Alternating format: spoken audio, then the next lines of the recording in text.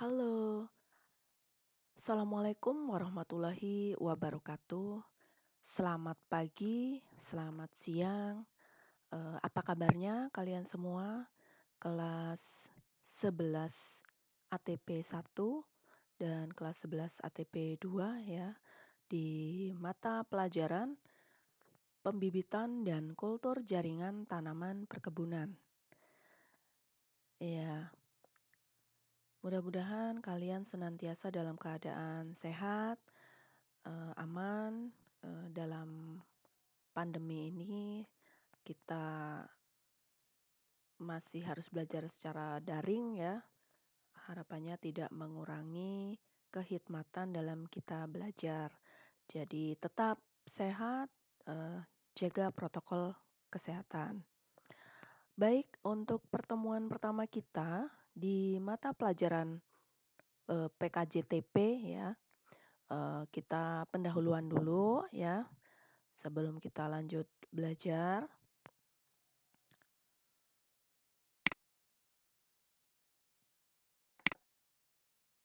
Iya, kompetensi yang harus dicapai dalam 1 tahun, kita simak bersama ya.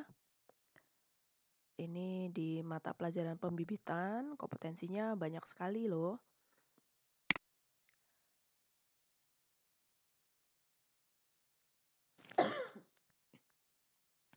Iya, mata pelajaran pembibitan dan kultur jaringan tanaman perkebunan ini dipelajari mulai di kelas 11 dan berakhir di kelas 12. Waktu kelas 10 kan tidak ada ya.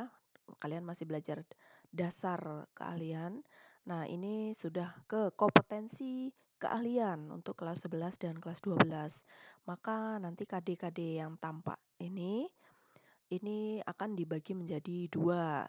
Ada yang di kelas 11 dan ada yang di kelas 12. Kemudian nanti masih dibagi lagi dalam setahun untuk semester ganjil juga untuk semester genap ya. Jadi dimulai dengan KD yang pertama itu mendesain, pertama menganalisis, kemudian mendesain lokasi atau pembibitan tanaman perkebunan. Kedua, menganalisis dan mengelola sarana dan prasarana pembibitan. Ketiga, menerapkan dan melaksanakan pembibitan tanaman perkebunan secara generatif. Keempat, menerapkan dan melaksanakan pembibitan tanaman perkebunan secara vegetatif. Kemudian keenam, yang kelima, menerapkan dan melaksanakan pembibitan tanaman secara kultur jaringan, ini secara modern. Kemudian yang keenam, melaksanakan pemeliharaan bibit tanaman perkebunan. Ketujuh, mengelola bibit tanaman perkebunan. Kedelapan, melakukan pemanenan bibit tanaman perkebunan. Kesembilan, melaksanakan pengangkutan bibit tanaman perkebunan. Kesepuluh, menunjukkan teknik perencanaan pembibitan tanaman. Jadi pembibitan tanaman itu ada beberapa teknik-tekniknya ya. Kemudian yang ke-11, menerapkan keselamatan dan kesehatan kerja dalam produksi benih secara vegetatif. Ke-12, menerapkan prosedur penyiapan alat dalam produksi benih secara vegetatif. 13, menunjukkan kriteria pohon induk dalam produksi benih secara vegetatif. 14, menunjukkan teknik-teknik penyiapan tempat pembibitan. Ke-15, menunjukkan teknik penyiapan media tanam. 16, menunjukkan teknik pembiakan dalam produksi benih secara vegetatif. Dan 17, menunjukkan teknik pemeliharaan bibit. 18, merumuskan kriteria bibit layak jual. Nah, ini sedikit lagi.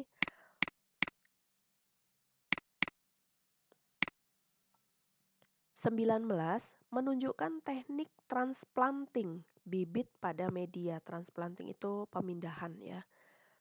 Kemudian 20 menunjukkan teknik penataan bibit di lokasi display. Ke-21 merumuskan strategi pemasaran bibit. Nah, kita sampai di KD yang ke-21 untuk kelas 11. Nah, banyak sekali ya. Ini dari KD 1 sampai KD 21. Ya, itu dalam 1 tahun kelas 11. KD 22 sampai dengan, kalau kalian pengen tahu ya, nanti di kelas 3 sambungnya. Jadi kelas 12 itu mulai dari KD 22 menunjukkan teknik penyiapan laboratorium kultur jaringan tanaman hortikultura dan perkebunan. Ini sebenarnya ini khusus ya, kelas 12 itu mulai yang tentang kultur jaringan semuanya di kelas 12 ya. Dari KD 22 sampai dengan KD 33 ya. Itu jadi banyak sekali ya. Nah, oleh karena itu diharapkan kalian semua ketika belajar agar berkonsentrasi supaya KD-KD yang kita pelajari efektif, dapat terpelajari dengan baik. Itulah tadi kompetensi dasar yang dipelajari selama setahun. Kita kembali. Judul bab semester ganjil ya. Jadi dari kompetensi dasar yang tadi sudah Ibu sampaikan, kita sekarang membagi judul bab menjadi 2 semester. Yang pertama, lokasi, sarana, prasarana, dan rencana pembibitan. Yang kedua, pembibitan generatif. Yang ketiga, pembibitan vegetatif. Itu dipelajari, kita pelajari di semester ganjil. Kemudian judul bab semester genap, ya, diperkirakan di semester genap kalian ini akan menjalani kegiatan praktek kerja lapangan, sehingga bab judulnya ini untuk semester genap itu sedikit, yaitu pemeliharaan, teknik transplanting dan kriteria bibit layak jual, itu untuk bab pertama. Bab kedua, display bibit dan strategi pemasaran.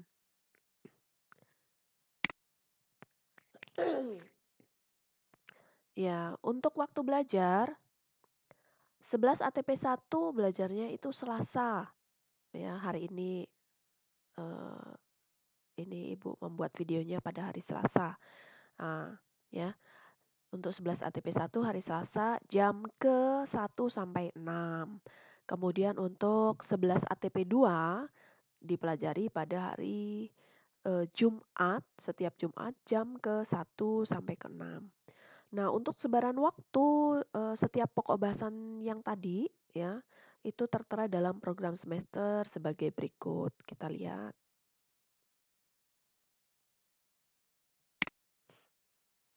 Iya, ini dia. Kan tadi KD-nya banyak ya. Nah, KD sebanyak 15 KD ini kan itu menjadi 3 bab ya. Bab pertama lokasi sarpras dan rencana pembibitan, bab kedua pembibitan generatif, bab yang ketiga pembibitan vegetatif. Nah, ini kita mulai di minggu keempat Juli. Nih, dilihat ya. Jadi 2 minggu ini kita akan belajar tentang lokasi, sarana prasarana, dan rencana pembibitan. Ini 2 minggu. Kemudian pembibitan generatif 3 minggu di bulan Agustus. Kemudian pembibitan vegetatif, nah ini kalau dilihat kok panjang sekali waktunya ya, karena pembibitan vegetatif itu banyak sekali macamnya ya. Jadi ini waktunya kita perlu panjang. Mulai dari September minggu pertama sampai dengan November minggu terakhir. Jadi 3 bulan lamanya kita belajar pembibitan vegetatif. Untuk semester genap, 2 bab tadi ya, ini kita pelajari, kita padatkan di bulan Januari, minggu pertama sampai minggu keempat. Jadi pemeliharaan teknik pemeliharaan bibit, terus teknik transplanting, kriteria bibit siap, layak jual, kemudian display bibit dan strategi pemasaran itu semuanya dipelajari dalam waktu 1 bulan Januari. Karena diperkirakan apabila kalian sudah, akan melaksanakan PKL, maka pembelajaran kita sudah bisa diakhiri ya, seperti itu. Kita kembali.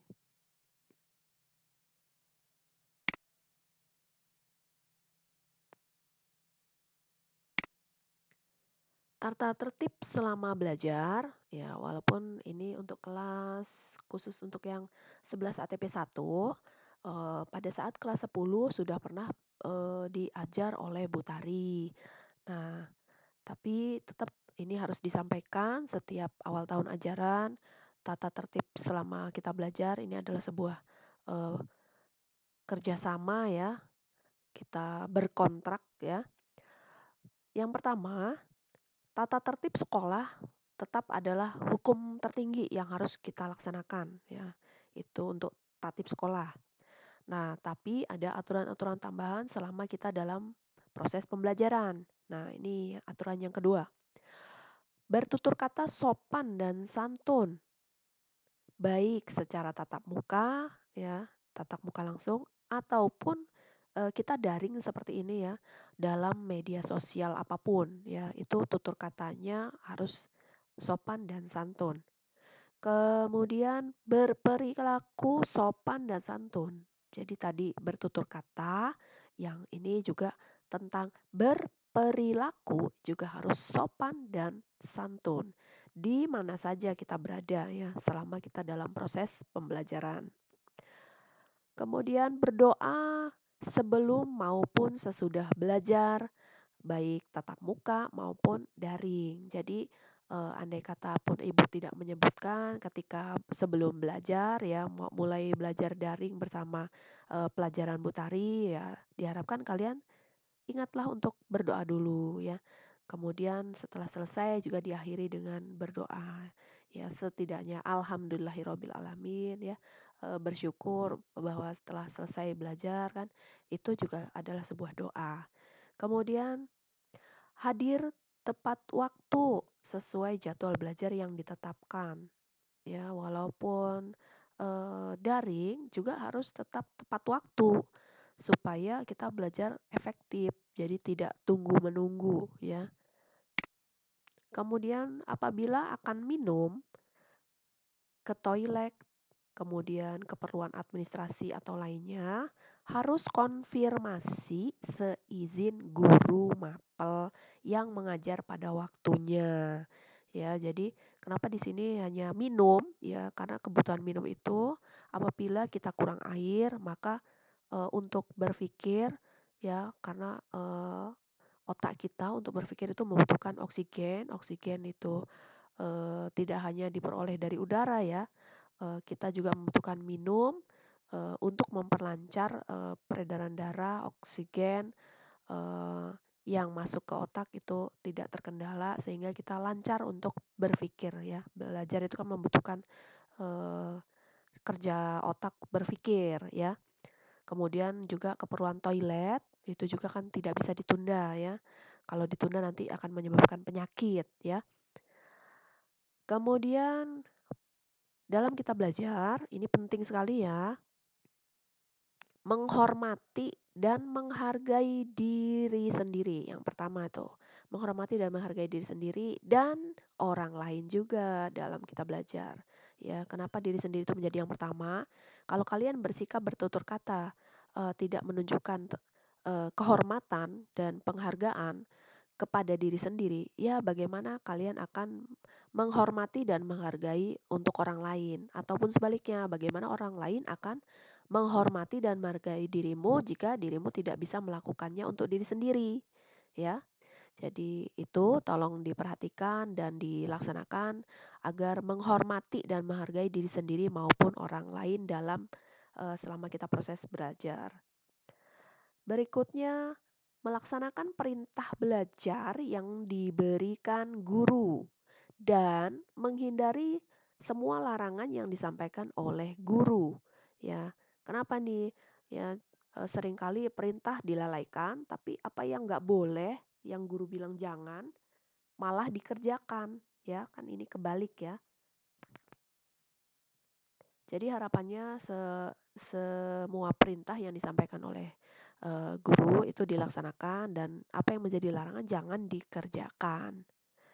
Berikutnya selama kita belajar PKJTP itu harapannya nomor satu, ini penting banget nomor satu ini, bersungguh-sungguh ya, bersungguh-sungguh, jujur, aktif dalam belajar, rajin, cekatan, tanggap, peduli, dan tanggung jawab dalam belajar. Karena kalian sudah kelas 11, jadi mulai ya. Ini meningkat. Tidak bisa seperti kelas 10 untuk hal-hal yang kurang baik di kelas 10 ditinggalkan ya. Kelas 11 meningkat ini. Permintaan agar bisa kalian tuh belajar sungguh-sungguh. Kemudian belajar itu harus jujur, aktif sebagai siswa, rajin, cekatan, tanggap, peduli, tanggap sama peduli nih, penting karena sudah naik kelas 11 bentar lagi akan PKL, lebih lebih di apa ya, dilatih lagi lah ketanggapan dan kepeduliannya dan akhirnya bermuaranya untuk semua hal itu nanti kalian akan menjadi orang yang, tanggung jawab ini dalam belajar ya. Ini nanti dibutuhkan waktu PKL ya. Jadi kalau tidak dilatih dari sekarang, mau kapan lagi ya. Kemudian terakhir, apabila terdapat masalah selama proses belajar, itu agar segera berkonsultasi dengan guru mapelnya ya, dengan ibu ya. Kemudian wali kelas juga bisa dan guru BK ya. Jadi jangan ketika punya kendala masalah selama belajar itu diabaikan, dilalaikan atau diam aja tapi nggak tanya. Nah, itu jangan ya. Bahan belajar buku cetak pembibitan kultur jaringan tanaman kelas 11 dan kelas 12 ya. Jadi kan ini ada beberapa KD yang ada di kelas 12 itu kan dikumpulkan di kelas 11. Jadi ini bukunya yang dipakai oleh Ibu buku SMK ini ya. Penulisnya Insinyur Hieronymus Budi Santoso. Ini bukunya kalau cari di online ada, kalau di perpus belum ada. Ya, kurikulum 2013 edisi revisi 2018 penerbit Andi Yogyakarta. Kalau mau fotokopi juga boleh, tapi janjian dulu ya dengan Bu Tari ya. Kemudian kita ada kalanya bahan belajar itu diperoleh atau menggunakan fasilitas YouTube, Google, dan media lainnya yang sesuai. Nanti sesuai arahan dari Ibu Tari ya, kapan misalnya harus buka YouTube, kapan googling ya, atau dengan media lainnya. Penilaian yang utama yang nomor satu, penilaian sikap. Apabila terdapat tutur kata dan perilaku yang menonjol buruk atau menonjol prestasi ya baik, akan dicatat oleh Ibu ya dan datanya akan diserahkan ke wali kelas dan BK ya. Jadi di sini tidak dalam bentuk angka ya, tapi dalam bentuk catatan ya. Kalau yang standar-standar aja berarti aman, tapi kalau menonjol buruk nih yang nggak aman. Kalau menonjol prestasi, oh bagus itu ya. Jadi di sikap, di pelajaran pembibitan dan kultur jaringan tanaman perkebunan, minimal kalian harus mendapatkan predikat baik ya. Artinya ibu tuh melaporkan kepada wali kelas itu harus berpredikat baik ya, karena nanti kebaikan di mapel PKJTP ini akan dirangkum dengan mapel-mapel lainnya ya untuk dituangkan dalam raport ya. Itu. Kemudian yang berikutnya penilaian keterampilan. Penilaian keterampilan itu nanti berupa praktikum yang diarahkan oleh guru dalam satu semester minimal kalian akan mengalami atau terdapat 3 kali praktikum itu udah minimal ya. eee, biasanya banyak ya praktikumnya. Kemudian minimal ini sudah mulai memperoleh dalam bentuk angka nih nilainya, minimal harus mendapat nilai 75 untuk praktikum, pada setiap praktikumnya, ya. Jadi kalau nggak sampai 75, kalian akan, eee, melakukan tugas ya, tugas pengganti, kekurangan praktikum yang ada. Nah, kalau bisa jangan sampai, karena kalau melakukan tugas itu nanti nggak sama teman-teman. Jadi sebaiknya praktikumlah yang sesuai waktunya bersama kawan-kawan ya, itu lebih baik kita kalau ada kawan-kawan kan bisa saling membantu ya, bisa bekerja sama ya. Nah, untuk gambaran untuk praktikum, semester ganjil itu ada tiga, tiga yang pokok ya, tiga karena tadi kan batas minimal tiga ya, nanti kita lihat, ini secara judul umumnya aja ya. Tapi spesifiknya seperti apa itu nanti pas, pekan-pekan di pertemuan kita setiap pekan depannya mau praktikum pasti Ibu sudah, jabarkan dulu ya, apa yang harus disiapkan, nanti yang mau dinilai apa. Nah seperti itu. Jadi kalau gambaran umumnya semester ganjil itu yang pertama penilaian kinerja praktek membuat media tanam ya, itu nomor satu. Kemudian nomor dua kinerja praktek eee, membibitkan secara generatif. Jadi kalian melakukan pembibitan generatif, ya. Kemudian yang ketiga, penilaian kinerja melakukan membibitkan secara vegetatif.